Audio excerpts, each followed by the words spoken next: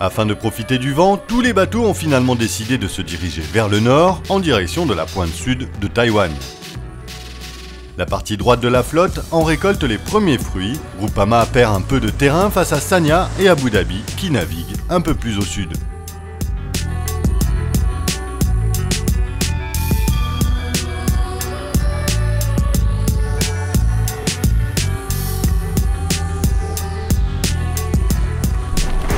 Là on arrive aux abords du détroit au sud de l'île de Taïwan et on a du courant qui rencontre le vent et qui crée une mer effectivement hachée et un peu désordonnée, surtout une mer très courte.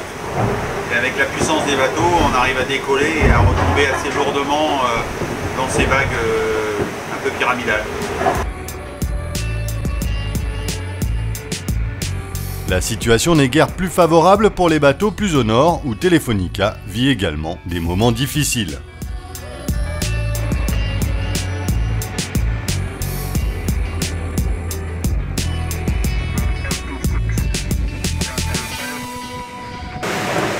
Bueno, algo hemos dormido. Mucho golpe el barco, ¿no? Ahora se ha tranquilizado un poco, pero sí que ha pegado mucho, sí. Pero bueno. Plus au sud et toujours en tête, Camper fait face à une situation tout aussi délicate.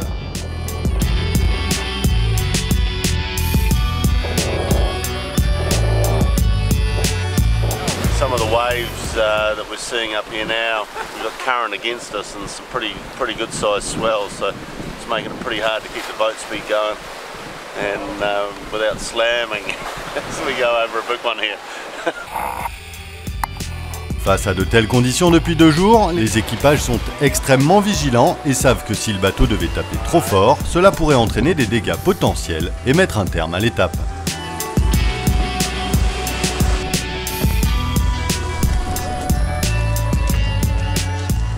Non mais c'est vrai que quand on navigue beaucoup à l'oreille et chaque bruit est important et quand il y a une mauvaise note, tout de suite on la capte et elle est souvent mauvais signe.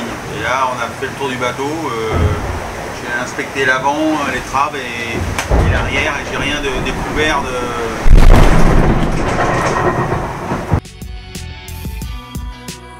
Si les bateaux réussissent à traverser le détroit de Luçon en une seule pièce, reste à savoir ce qui les attendra alors. Suivez le récit quotidien de la Volvo Ocean Race sur www.volvooceanracelorient.com.